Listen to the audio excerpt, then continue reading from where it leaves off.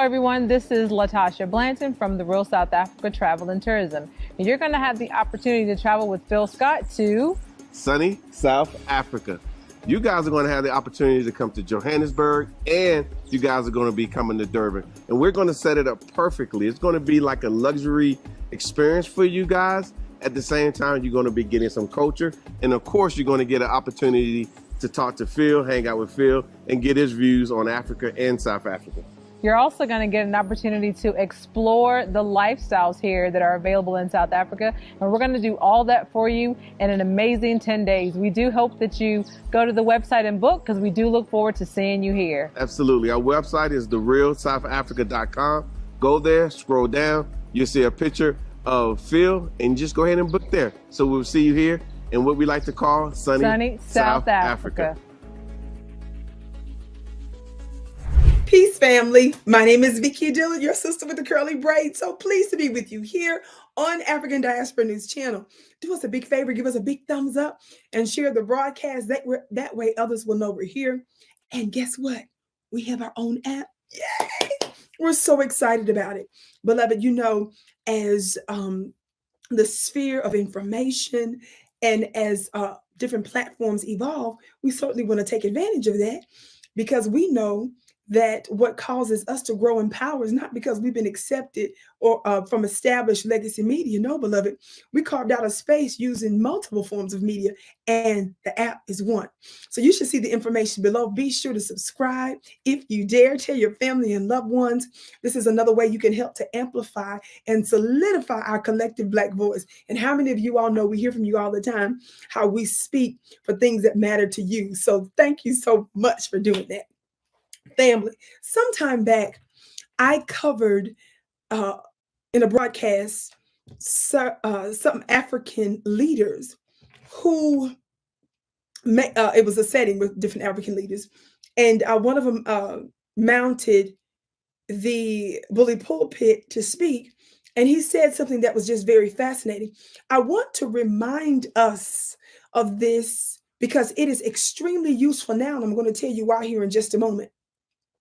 But who I'm going to call His Excellency, yes, Gambia's Halifa Sallah. My understanding is, I believe he has now retired since. I believe I saw a piece of him giving his farewell speech sometime back. So I wanted to be clear about that. I want you to watch this very timely and important message that he spoke sometime back. Watch this. African states do not want to condemn Russia. We do not want to be part of your foreign policy. We do not want you to use us. We want to be free to determine for ourselves whether we condemn or not condemn, and when we will condemn. So it is important for you to change your mentality, that we need to understand that we are all equal, and sometimes we are in fact more advanced than you in thinking of what should be done about the world. Thank you very much. Is Europe thinking that we are going to be its sphere of influence? There are no superpowers, my last word. Otherwise, Afghanistan will not be left to those who are controlling it today if America was a superpower. There are no superpowers. That's why Syria is what it is now today, a country where the people cannot. Look at Iraq. Look at all the world. There are no superpowers, China, Taiwan. We should abandon the superpower ideology. We should abandon spheres of influence. We should begin a cooperation of equality, knowing that in all parts of the globe, there are people of conscience, but they are not yet in power. How do we empower all those people so that we'll rid this world of tyrants, people? Wow. I love what he says here about how, in many ways, we're more advanced than some of these other countries that some of us call developing countries and first world countries, developed countries and first world countries. I love that he says that, because he is invoking a new measuring stick of what success and power is. Yes, he's using a different type of ruler, a different type of metric to measure what makes a company, a nation rather, powerful. So it is clear by this first clip that it can't just be you're the biggest and baddest country because you have the largest population, even though certainly the African continent is no doubt a rival with one of the biggest continents on the planet and deemed to be the biggest coming up here in a few years or thereabout. It can't be just the size of your economy.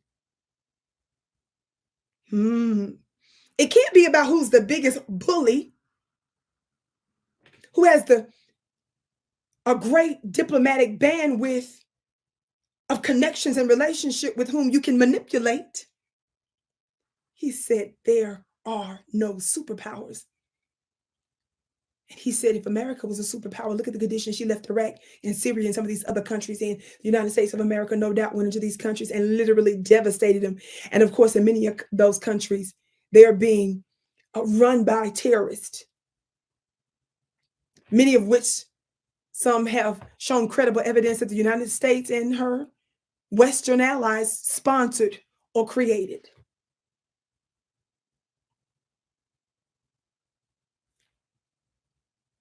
He goes on to say, there are no superpowers because in every country, in every geographical location, there's someone that's wise and powerful, with whom we all can learn and glean and benefit from. He said our job, and I'm paraphrasing, is to locate where they are and see how we can empower them. Why am I bringing this up now? Did you notice he also invoked Russia and China? This piece that I was reading, and of course, of all the research that I do as a student, I'm just a sister from Mississippi who now lives in the wild, wild west in Colorado in the United States of America that just happens to be a Black woman, the original woman, and has some opinions about the way in which our world should run because we're the mothers and fathers of civilization, no doubt. So I'm a student and I'm always discovering information about our planet. Yes. And all of the time I keep hearing the invocation of Russia, China, and often Iran. But always, no matter what media outlet it is, they invoke Russia and China as the top military, a couple of the top military or powerful economic nations. Yes. This piece from Reuters said, U.S. must be ready for simultaneous wars with China, Russia, report says. In this piece, it says the United States must prepare for possible simultaneous wars with Russia and China by expanding its conventional forces, strengthening alliances, and enhancing its nuclear weapons modernization program, a congressionally appointed bipartisan panel said on Thursday. This report from the Strategic Posture Commission comes amid tensions with China over Taiwan and other issues and worsening frictions with Russia over its invasion of Ukraine. A senior official involved in the report declined to say if the panel's intelligence briefings showed any Chinese and Russian nuclear weapons cooperation.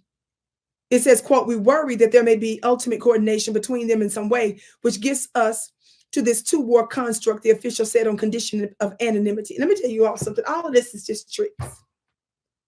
The United States and her Western allies are projecting what they fear to be the inevitable, because not only is it prophetically, metaphysically written that the time of the oppressive governments must come to an end, and we are seeing before our eyes the mystery Babylon fall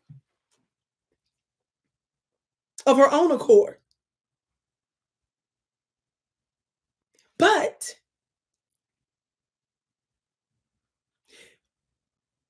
with these changes that we see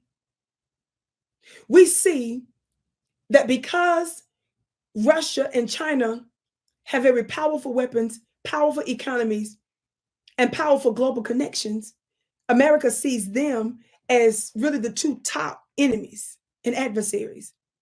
And of course, Iran and some others, but I'm specifically mentioning them because our brother Halifa Sallah mentioned them as well as the United States. And it is clear that he doesn't have any animosity against China and Russia. He knows that the world sees them as superpowers. Yes? That's why he mentioned it. And he didn't cast them really in any negative light. He certainly did the United States. I'm bringing this up for my Black family around the world for this reason. the world continues in many ways to count Africa out. We know that she knows that Africa is the richest continent, so certainly she's trying to exploit the necessary minerals and resources that are there, to be sure. But because their nuclear systems and weapon systems, their organization isn't considered to be up to par, right now they're not considered to be an immediate threat, which is why America is trying to keep her tentacles on the continent in order to keep control and mess making there to ensure that there's always fighting, always corruption, so that there would never be sufficient organization to become, quote unquote, a superpower or a country that they have to worry about. They're not concerned about a country that can't sufficiently defend themselves if they decided to invade. This is the biggest reason the United States is upset with China and Russia.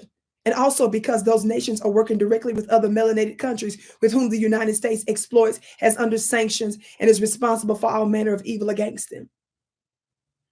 She's upset that she's not high-fiving and doing secret back deals with the United States that have to do with exploitation and colonialism and terrorism as its mode of as its diplomatic protocol.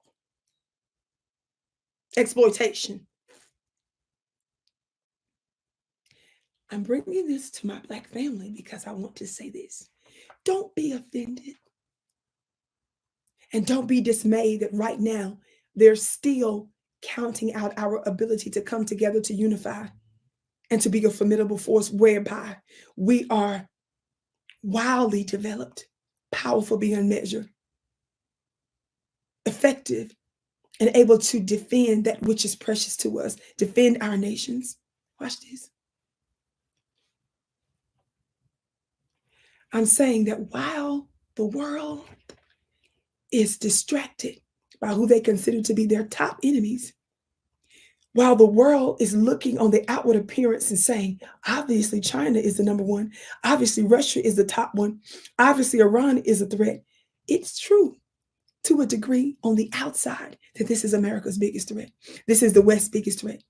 While they're distracted, Black family, listen to me. While they're busy discounting and belittling, let us work and develop and organize in secret. And while they're sufficiently distracted, and while they're saying over there is their real adversary, we say we keep our heads down only to work and to develop and to unify. And then before you know it, suddenly, seemingly out of nowhere, we become powerful beyond measure. While everybody is distracted by the so-called superpowers of the world, though our brother has admonished us that there are no superpowers, keep that in mind. Keep that sacred, powerful bit of wisdom in mind that our brother Halifa Sallah told us. He says that there are powerful world leaders in every country and nation. He said we've got to find them and figure out how we can empower them. There's somebody everywhere that has something powerful to contribute to the global family. Let that be you, and be okay for a season, just for a time, being ignored and working in secret. Why? There is an ancient axiom that says to go into your secret place, shut the door behind you. And it says that the divine who sees you in secret, and one translation says, and is invisible, will reward you openly. I'm a spiritual teacher, so I'm always going to invoke these types of principles. Watch this. What does that mean? Go into your secret place, shut the door, be quiet. You don't need to publicize it. You don't have to deal with low self-esteem or to feel offended. Use that quiet time, that time in the dark, that time of being ignored to build. And what does it say next? The divine who sees you in secret will reward you openly. What does that mean?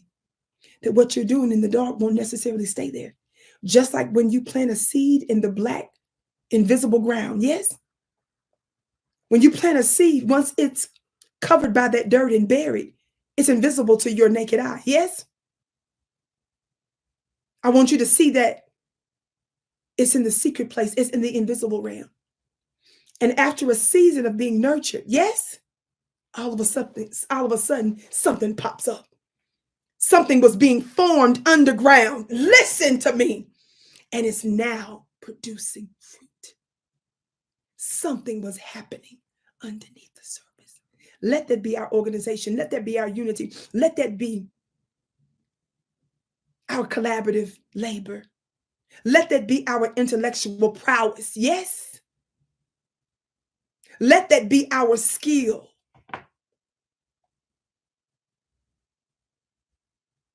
Tag, you're it. My name is Vicki Dillard. Be sure to check out my website and my upcoming school at VickiPlanet.com. That's VICKI Planet.com. Your life will never be the same. And of course, as I mentioned earlier, don't forget to download the app right here from African Diaspora News Channel and share the broadcast. Thank you so very much. I can't wait to see you again.